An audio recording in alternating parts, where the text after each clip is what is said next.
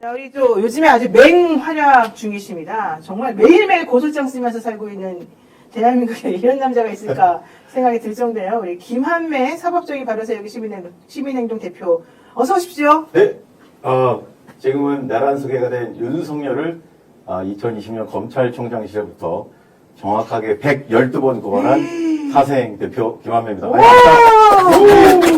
박지원 의원님께서 저가 이광재 의원님하고 닮았다 그래서 참 더 뜻깊은데요. 제가 정말 이렇게 존경하는 우리 박지원 의원님 뵙게 돼서 저도 큰 영광입니다. 네. 감사합니다. 감사합니다. 그러니까 저는 지금 고소 전문가인 김한배 대표. 고발, 고발 전문가인. 예. 제가 지금 사진 때문에 안 그래도 민주당 쪽에 전화를 급박했습니다. 김영민 의원실에. 그래서 지금 그 비서관하고 통화를 해서 제가 내일 공수처에 고발장을 접수할 때 그 사진을 첨부하고 싶다라고 말씀을 드렸어요. 그 사진이 있어야 확실하게 이제 좀 고발장에 근거 자료들을 첨부하는 게 좋지 않습니까? 그래서 이제 요청을 드렸는데 이제 그걸 갖고 있는 의원실은 또 다른 곳이더라고요. 그래서 이제 거기에 제가 또 문의를 했는데 지금 이제 그 의원님 말씀이 갖고 계신 의원님이 전략적으로 이거를 지금 당장 공개를 하게 되면은 대법원과 그 사법부가 어떻게 나오는지에 대한 시간적 여유를 일단 준 다음에 그 다음에 그들이 우리 국민 눈높이에 맞지 않게 또 행동을 하게 된다 그러면 그제서야 이제 하겠다는 좀 약간 나름대로의 계획이 계시더라고요. 그래서 제가 일단은 내일은 고발장만 먼저 접수하고 고발인 조사는 조금 나중에 하지 않습니까? 그때쯤에는 아마 사진이 공개가 될 것 같다고 하시더라고요. 그래서 그때 공수처에 제출하는 걸로 그렇게 협의를 했습니다. 일단. 그런데 흥미로운 게 지금 천대엽 행정처장이 이 얘기를 들었을 때 굉장히 좀 표정이 재미났었거든요. 근데 잘 아시겠지만 천대엽 대법관이 그 김학의 사건을 무혐의 처분했던 무혐의가 아니라 이제 결국 최종심에서 그걸 무죄 줬던 대법원의 그 무죄 확정 판결의 장본인이거든요. 천대엽 대법관이. 근데 지금 김영민 의원이 언급하는 사진 그리고 그 해당 사진을 보유한 의원실에 제가 직접 확인한 바에 따르면 그 사진에는 그 지기현의 얼굴이 아주 명확하게, 확실하게, 식별이 가능하게 찍혀가지고 어떻게 부인할 수가 없다라는 거죠. 그러니까 김학의 때는 그 영상이나 사진 자료가 약간 흐릿해가지고 김학의가 맞냐라는 거에 논란이 있었는데 이번에는 이게 공개되면 이거는 무조건 지기현이 맞다라고 명확하게 확연히 얼굴이 나온 사진이기 때문에 그때 김학의 때처럼 그런 사진 논란은 일어날 수가 없는 상황이라는 게 좀 흥미로운 상황인 것 같습니다. 지금 그 청탁금지법이 왜 생겼는지를 우리가 역사를 돌아보면 이게 소위 김영란법이라고 해서 김영란 대법관이 결국은 어떻게 보면 그 법을 가장 성안했던 그 시절에 대법관이셨는데 이런 행위, 즉 직무 관련성이 없다 하더라도 공직자는 직무와 상관없이 여부와 상관없이 무조건 100만 원 이상의 금품 등이라고 하는 거는 이 향응, 이런 술 접대도 금품 등이 다 포섭이 되지 않습니까? 그래서 이게 바로 이러한 지기현 판사가 이런 행위를 했다면 이런 행위 때문에 생긴 게 김영란법이거든요. 그걸 정면으로 지금 위반한 건데 저는 거기에 단순히 금품 등을 받은 거가 이게 물론 그것도 굉장히 중대한 지금 국민들을 충격을 빠뜨리는 사실이지만 이 지기현 부장판사가 누굽니까? 지금 현재 대한민국 헌정사의 사법 역사의 가장 중대한 사건이 내란 속의 피고인 윤석열에 대한 재판을 하고 있는 바로 그 부장판사가 지금 이런 스캔들에 빠졌다는 거죠. 근데 이 사건이 벌어진 게 작년 8월이라고 지금 나오고 있어요. 그렇다면 이건 소위 말하는 캐비넷 사건이거든요. 그래서 지금 이제서야 국민들이나 우리 모두가 정말 이제 왜 이런 식으로 지기현이 우리 형법에서 가장 무거운 범죄를 저지른 윤석열을 저렇게 어이없이 구속 취소했나? 도대체 왜 지기현은 뭐 때문에 저랬나라는 거에서 다들 얘기했던 게 캐비넷에 뭔가 단단한 게 들어있다라고 다들 그렇게 말을 했는데 이제야 그게 실질적인 내용이 나온 겁니다. 그래서 더 충격적인 상황이라는 거죠. 저는 김영민 의원이 오늘 오전에 이거 폭로하실 때 그 판사가 지기현이라는 그 이름 석자가 나올 때 딱 드는 그 생각이 뭐였냐면 바로 판사 사찰이었습니다.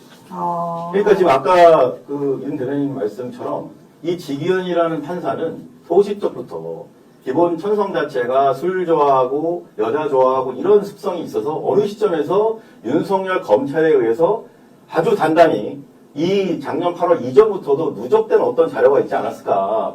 그래서 결국은 윤석열은 애초부터 그 수사정보관실을 동원해서 이런 법관들의 이런 여러 가지 그런 비위들을 다 수집했지 않습니까? 그걸로 저희도 판사사찰 고발해가지고 그게 공수처에서 수사를 하고 그게 실제로 윤석열의 징계 사유 중에 1번이었어요. 판사사찰이. 그래서 저는 지금 직위원이야말로 윤석열 검찰에 의해 판사사찰에 가장 상위 탑10 리스트에 들어있는 판사였지 않았나. 저는 그 판사사찰 명단에 직위원이는 저는 거의 있을 거라고 저는 추정됩니다. 그렇기 때문에 이 모든 게 이렇게 자연스럽게 이어졌고 결국은 윤석열과 김건희가 어떤 공작에 의해서 직위원이를 그 자기 담당 판사로 어떻게 만들었는지 모르겠지만 결국은 정말 저런 판사 사찰에 의해서 지금까지 이런 식으로 대한민국 사법부가 국민 앞에 떳떳하지 못한 이런 공작에 해당하는 이런 윤석열을 대탈옥시키고 이런 행위들을 뒤에서 이렇게 더러운 공작들이 벌어지는 거에 이런 판사 사찰과 거기에 어쩔 수 없이 목덜미 잡힌 비위 판사들이 있구나라는 걸 다시 한번 이 사례가 아주 극명하게 잘 보여주고 있다고 저는 생각합니다. 지금 저희가 봤을 때 직위원이는 단독적으로 이런 행동을 할 수가 없어요. 도저히. 이런 스케일로 이 70년 동안의 날쏘 계산하는 거를 시간수로 바꿔가지고 구속 취소를 결정하지 않나. 이 전두환 노태우마저도 그 흑백 시절에 생중계 가까이 다 온 국민에게 알 권리를 위해서 공개했던 것들을 비공개하진 않나. 또 지금 말씀하신 것처럼 군사법원에서도 지금 비공개를 안 해요. 군사법원도 지금 네. 군사기밀을 해서 하려면 군사법원도 비공개를 해야 되는데 군사법원조차도 공개하거든요. 국민의 알 권리 차원에서 이 중대한 12.3 내란 사태에 대해서 제대로 재판하는 걸 국민이 봐야 된다고 해서 군사 판사들도 안 하는 짓거리를 지금 직위원이가 솔선수범해서 하고 있어요. 이 내란범들을 보호하려는 인권 뭐 어쩌고 그게 저는 이해가 더 안 되고 근데 이런 식으로 정말 국민들의 눈높이하고는 전혀 맞지 않는 이런 정말 굵직굵직한 소위 말하는 사법 농단 행위를 직위원이가 과연 단독적으로 하는 거라고 저는 생각하지 않고요. 이 뒤에 소위 말하는 이 사법 쿠데타를 일으킨 조이대 대법원장과 우리 소위 말하는 그 적폐 기득권 카르텔, 사법 카르텔, 김앤장까지 포함된 것을 보이는 오늘 서석구 변호사님, 박지원 의원님께서 아주 호통치실 때 제가 아주 속이 다 시원했는데 이런 사법 카르텔들이 뒤에서 직위원이의 든든한 배우 역할을 하고 있다고 생각합니다. 윤석열 내란 세력은 물론이고 그래서 이런 부분에 대해서 우리가 그것을 다 끝까지 낱낱이 파헤쳐서 규명하지 않으면 이런 일은 저는 재발할 수 있다고 생각하고 그 반드시 공수처의 고발을 통해서 진상규명이 이루어져야 된다고 생각합니다. 저는 좀 놀라운 사실을 알게 됐는데 근데 어찌됐든 지금 그 직위원 판사가 다른 재판에서 보여주는 그런 것이 저는 그렇게 이렇게까지 이 내란 재판에서 보여준 그 행태만큼 이런 비정상적인 행태는 없다고 생각합니다. 그 말씀하신 사회공무원 사건 거기서 이런 식으로 비공개를 한다든지 국가 보안 때문에 우리는 완전히 비공개예요. 그건 완전히 비공개예요. 네. 그런 사례가 있었군요. 예. 근데 어쨌든 처음부터 끝까지 완전 비공개니까 비공개 재판이 저도 재판을 많이 받아봤는데 훨씬 편하더라고요. 네. 근데 어쨌든 지금 이슈가 되는 거는 지금 내란 재판인데, 예, 그렇죠. 노영희 변호사님 말씀대로 지금 이 스타트부터 사실은 이 내란 수계가 구속취소 되는 바람에 전체적인 그 분위기 자체가 이 모든 그 내란에 대한 인식 자체가 재판이 그렇게 중대하고 큰 범죄 행위라는 생각보다는 이게 내란 수계가 풀려나기 시작하는 것부터 또 이렇게 김영현이 이렇게 비공개되면서부터 분위기 자체가 이거를 제대로 그 법적으로 심판하는 쪽으로 가는 게 아니라 계속 법 기술이 통용되고 이런 식의 비정상적인 상황을 계속 보이다 보니까 국민들이 이제는 이 재판 자체를 신뢰할 수가 없는 상황이에요. 맞습니다. 80년도에서 지금 이 직위원 사건하고 가장 유사한 사건이 소위 그 김봉현 그 라임 펀드 사기 사건의 주범인 김봉현 회장으로부터 술 접대받았던 그 4명의 현직 검사들이었거든요. 네. 근데 그 사건도 굉장히 99만 9천 원 세트를 해서 결국은 무혐의 되다시피 했는데 무죄 판결을 받았는데 그 무죄 판결을 내게 된 가장 큰 중요한 그 역할을 누가 했냐? 바로 법원이 했거든요. 네. 그러니까 그거를 그 금액을 어떻게든지 쪼개기 해가지고 적게 100만 원 이하로 만들어준 게 또 법원이고 판사들이었습니다. 결국은 가제는 개편이 했다는 거죠. 그러니까 검사들의 이런 술접대 비리를 또 어떻게 보면 법 기술을 부려서 무죄 판결받게 한 것도 판사들이에요. 근데 지금 보면 다 같은 맥락이에요. 저들은 거의 같은 공범관계, 거의 같은 유사한 술접대, 성접대 등을 받아왔기 때문에 서로 정서적으로 네가 한 것도 우리도 다 하는 행위다. 우리는 둘 다 죄인들이다. 라고 서로 각자의 그 허물을 덮어주고 있었다는 거죠. 그래서 이번에는 이런 일들이 또 반복되는 이유는 바로 그 알고리즘이 말처럼 어제 범죄를 제대로 처단하지 않는 것이 내일의 범죄자에게 용기를 주는 것이기 때문에 라임 사태에 대해서 라임 그 99만 9천 원 세트를 벌 주지 않고 무죄가 나다 보니 또 이런 일이 발생했습니다.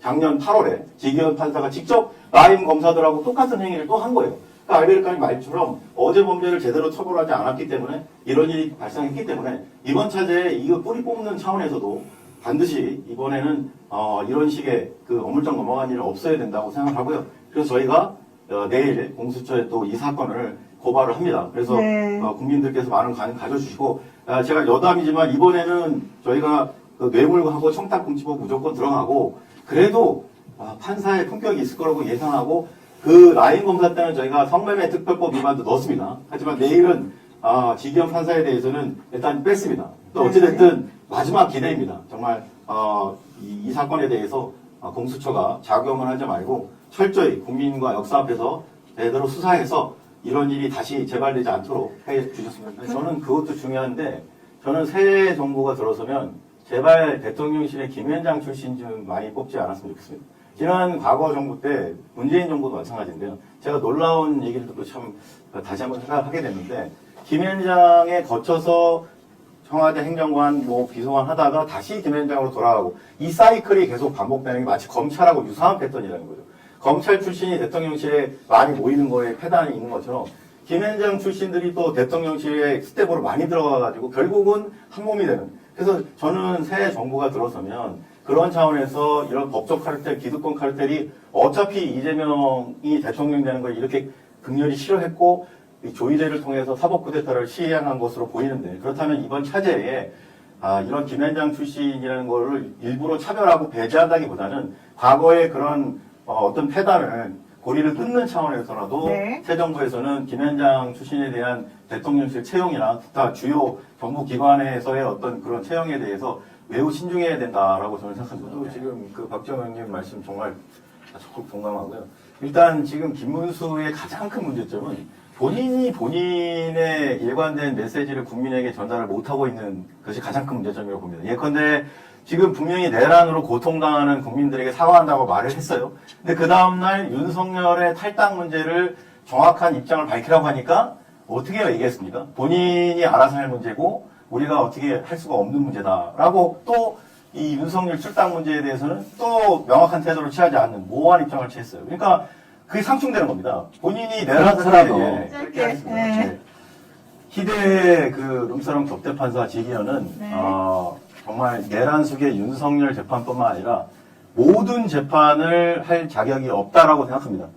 예, 이런 판사라고 부르고 싶지도 않은 지기현은 수사의 대상이고요. 내일 저희가 공수처에 고발합니다. 네. 공수처에서 철저히 수사해서 반드시 국민들 앞에서 진상을 꼭 밝혀주시기를 강력히 촉구합니다. 네.